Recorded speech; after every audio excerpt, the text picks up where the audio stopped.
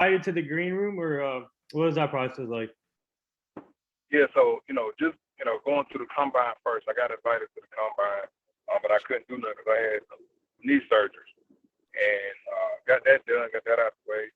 But going to the green room, going to the draft, it was big for me, man. I invited a lot of my family up because I wanted them to see and I wanted them to experience that process, and being able to see what all I've done, all that we've worked for, and all the 110s I done ran, all this stuff that paid off, and to let them know that, hey man, life is not a struggle, what I mean, you just gotta fight through it, you gotta play this game how it goes,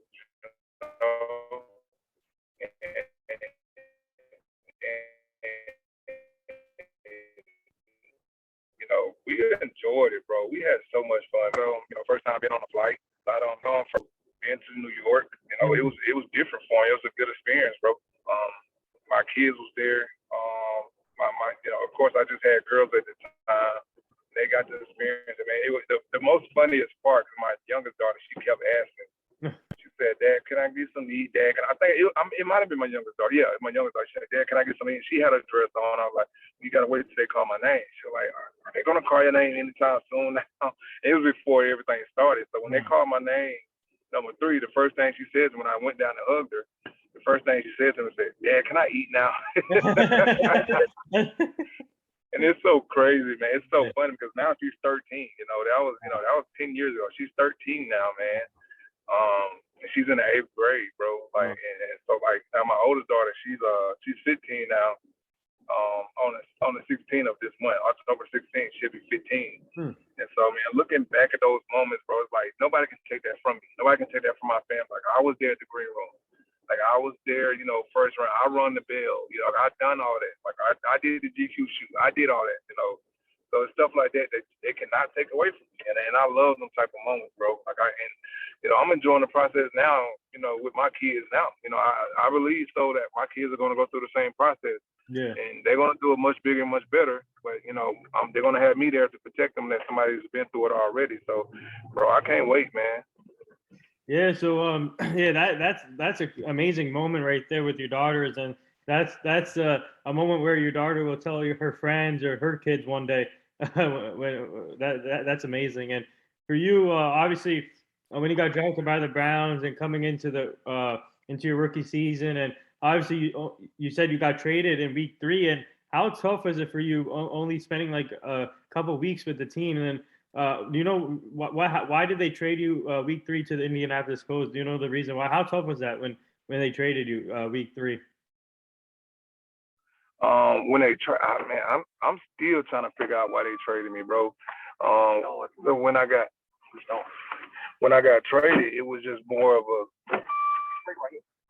When I got traded, it was more of a situation where when they finally told me, they was like, "We're not gonna be able to help you here. Like we like your talent, bro. Like we're gonna get you hurt." And for me, I was in year 2 in Indianapolis. I'm wondering like, why y'all draft? Like, why did y'all come get me? Like I didn't want to be traded. Like I liked it, Cleveland. Right. And so for me, bro, it was a shock because it's like, man, I know I'm one of the best people on the field. Like I know I'm out here dogging in practice. I'm not missing nothing. And it's been fun for me. Like my whole life was built in Cleveland. Like I just bought a house, bought my mama house. So my mom was, staying there. My kids were there in school. They had friends and stuff like that. I had, family there in Youngstown. And so like, bro, I was good in Cleveland. And then I get traded, bro. Now I go from touching the ball 15 to 20 times to maybe 5. Wow. And I got it, I get it because they went and got the offensive coordinator that was at Stanford with Andrew, and that's all he knew was Andrew. Yeah. So we was passing the ball 55 times a game. And that's not to knock on Andrew, but that's just all they knew. Andrew was a great player, man. He's smart as hell. But when you down 14-0, and you got to fight back, and you can't do nothing but throw the ball. Wow. Hey, I mean, I'm not. I mean, no disrespect to the Browns, but if they kept you, Trent, in my opinion, you're the most talented running backs I've ever seen play, and I'm surprised they traded you early, and if they didn't trade you, you could have showcased your talent. And you would have been a star in the NFL. And I'm just surprised and disappointed that the Browns did that to you. And because you coming out of Alabama, you put up a hell of a career in Alabama, put up great numbers, and I just don't know why these NFL teams still disrespect players like that, like you, and you don't deserve that, man. That's crazy. Yeah, man, NFL is a business, man. If they don't trade me, I'm still playing right now. And I'm still, I'm breaking records right now. Yep. Because when they traded me, bro, I didn't even want to play football no more. Like, to tell you the truth, like football was not the same. It wasn't loyal to me. Like, I've been playing football my whole life because I love the game. So when it came to the business part, I never got the business part of it when I was younger because I loved the game. I was in love with the game. That's what I grew to love. That's what I learned my whole life. And so when I got traded, I felt like my wife cheated on me. I felt like she didn't want me no more. You know what I'm saying? Like they didn't believe in me. Like that hurt it. And to see it from this side now, I get it. I get the business side of it now. So that's why, with this family, bro, I'm teaching players to, carry yourself as a business on the field and off the field. Mm-hmm. And what I mean by that, not just, being on time and stuff, not just, doing extra stuff on, out there on the field. Now, what I mean by, I used to hear guys like, Ed Reed or Camardi tell me like, hey, Pat Jones, Pac-Man Jones, he'll tell me, hey man, keep that on the inside. Like we don't want no problems. Like we got another contract to get to. And so what I mean by that, and what they meant by that, and what I wasn't understanding, because I'm thinking they just saying I'm running hard, slow down. But what they were saying at the time was, youngster, you got a long career ahead of you. Like keep your body, like go down. You ain't have to take all these extra hits. You don't, hey, I know you're trying to get these extra yards but if you fumble trying to get these extra yards, you trying to reach across the goal line. Right. They'll pull you out. They'll put it against you, with your contract. So hey, learn from the situation. I wasn't getting that at the time, and so I'm being around guys like Robert Mathis and Reggie Wayne when they were trying to show me, at the time, were like, and that was already had their mind made up. And once they get their mind made up, bro, trust me, bro, I done heard some crazy stuff in the locker room. Well, not in the locker room, but in the big office, bro. I done been in the middle of the game, bro. And Andrew Luck in the middle of the game, we on it's like 3rd and 1 on the goal line, third in the yard. And Andrew say, man, in the middle of the play, he say, I'm sorry, Trent. Like he pulled the ball and get sacked for like 10 yards. Crazy. In the middle of the play, say, man, I'm sorry, Trent. He pulls the ball and gets sacked. Like crazy, bro. I was walking in the end zone. But it's different, bro. The NFL is different, bro. It's different, bro. That's why this family is gonna be big for people, bro, because they paying guys, and we just put 3 guys in the NFL this year, bro. So this league right here, bro, is gonna be big for people, bro. And the life that this thing is changing, bro. Like they, people talking about Canada League, but this league right here, bro, we're trying to make this league bigger than Canada, and we want this league to be like a D League, G League for the NFL. Yeah, wow. Yeah. So, speaking of the Colts, obviously, you got to learn from great players. Obviously, Andrew Luck and Robert Mathis, and you said Reggie Wayne and Vontae Davis. Bradshaw was there too. You got to learn from Bradshaw, Rick Ballard. I can go down the list, and Antoine Bethea on defense if you want. And then Antoine Bethea was on the show last year, so I was an honor talking to him. But what was it like going into the Colts system, learning from those players I just mentioned, and also you brought up Edgerrin James as one of your role models, and what was it like wearing the same uniform as him?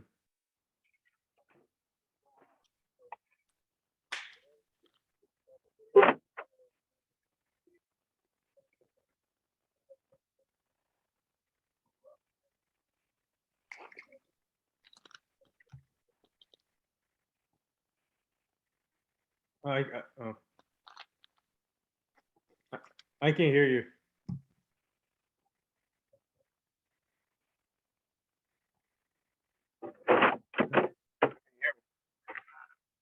Can you hear me? Yeah. I'm sorry, though. But yeah, it's a bro. It was a honor, man. Like I can't thank those guys for what they did for me and my family, bro. Because they taught me so much. And like now, when I handle my business, like on and off the field, like when I handle my business with my lab, and I handle my business with my little league program, now I teach those guys, I teach those younger guys what them older guys taught me. And just competing with Vic, man. Vic, he was a guy that never wanted to be counted out, because Yeah. his situation was when he had those surgeries and stuff like that, man. They counted him out, and so man, that came and got me. So, but Vic was a competitor, bro. Man, Vic spent a lot of time outside of football, bro. Like our families, like we both from the Gulf Coast. We both, from that Gulf Coast area. So we did a lot together, when we went back home. Yeah, so obviously you play with the Raiders and the Ravens too, and you got some CFL experience, Canadian Football League. But I want to ask you, what's it like now for you, still playing football in your career in the Mexican League, and how did that come about, and how grateful are you to still being playing football in that league? Yeah, man. So with the family, bro, even when I played with the Lions, bro, it was a situation where I was trying to get back into the league, Yeah, to give it another shot. And now it's just like, I want to be able to, help Mexico build this league, and put guys in, give guys who didn't have the chance that I have, had, put them in, the league with if it's, guys that went to HBCUs, yeah, guys who got counted out because of the pandemic, guys who got counted out because of, they needed an extra year and they didn't have the opportunity. This is, first opportunity for them, man. Like I said, they paying guys, they're being able to, house guys. When it came to me with the opportunity, bro, first I was like, man, I don't know nothing about no soccer. Like, there was like no American football. So, when I finally, they told me come down there and, see how it is, to see if you like it or not.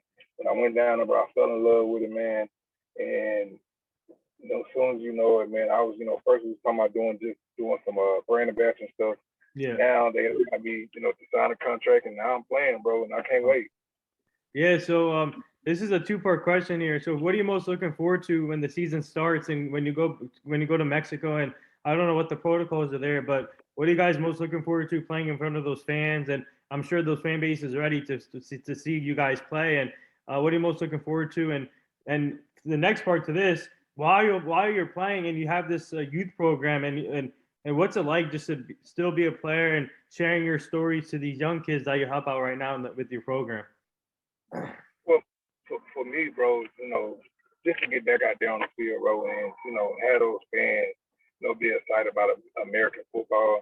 It's Yeah. big for me, and teach folks about Mexico, man, because all when people think about Mexico, they think about drugs and Yeah. cartels. So to have those guys come over from America and to learn, and then they can get over there and build them a business or something. Mhm. Like a lot of guys get over there and don't leave. To have that, to be a part of it, be a part of and be a pioneer of this league. I mean, this is third year for the league, so I'm part of that, that group that can sit there and say that, hey, I helped start this, or I helped, bring this on, and I helped, this player get started. We put 3 guys in the NFL this year. And for me, man, to have my little league program, bro, for them guys to be looking up to me now for what I did at Alabama and what I did in the NFL, and when I was with the Lions, or when I was with Canada, for them to see me still doing what I'm doing now, like my son, man, he always sit there and say, Dad, when I'm gonna see you on the field again? Hmm. Or, Dad, I can't wait to see you play. That's a big motivation for me.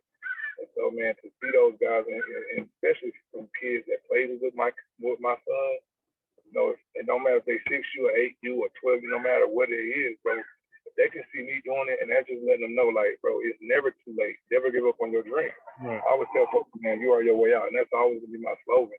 I always tell folks this too, man. At the end of the day, when you take this stuff serious, if you take it serious now, it's your career. Yeah.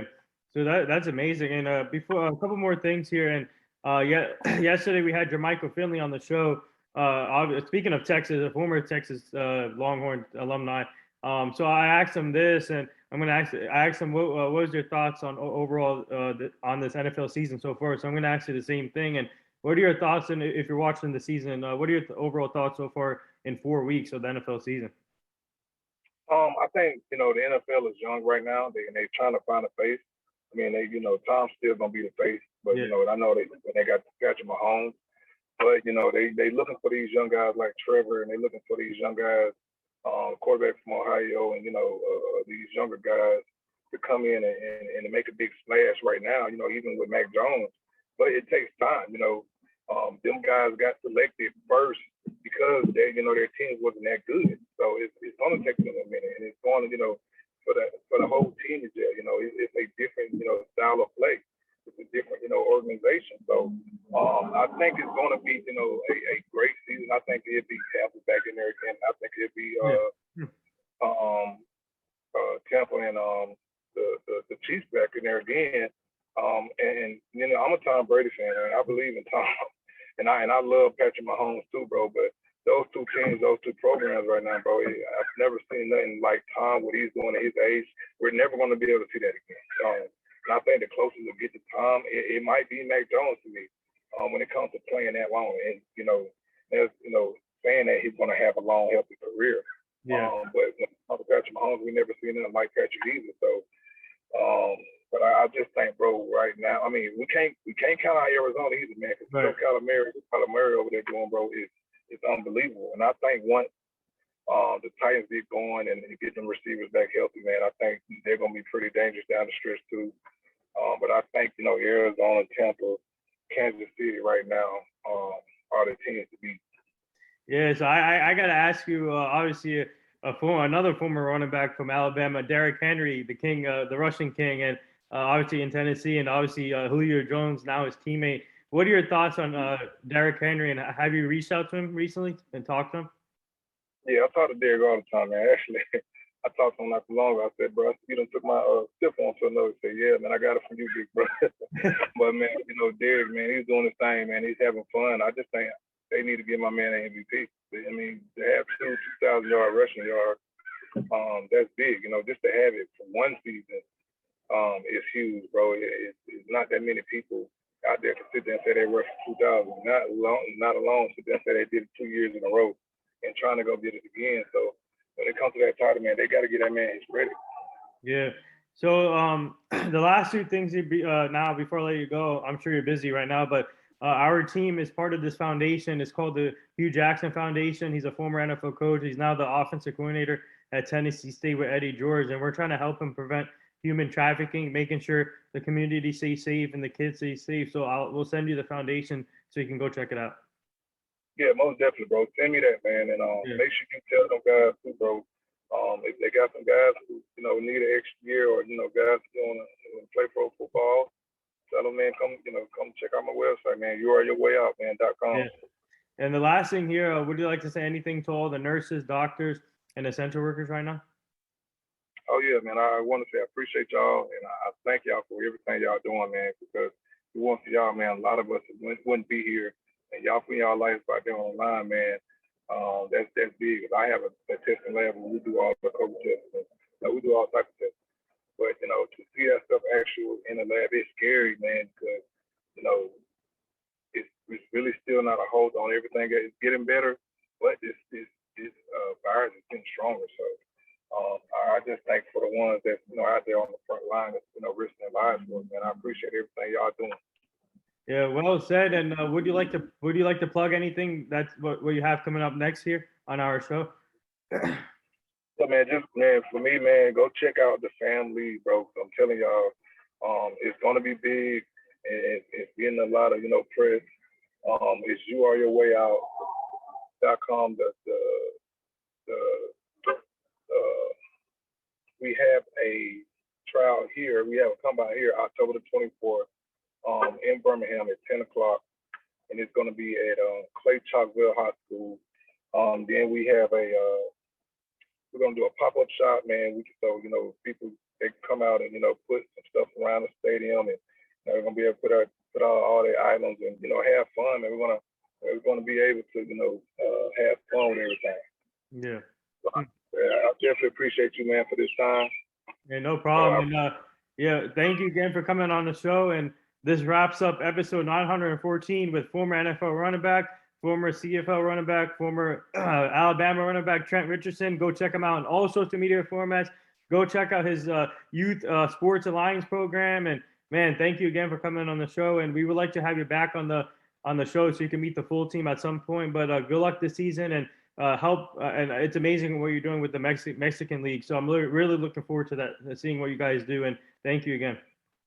All right, man. Appreciate you, big dog. No problem.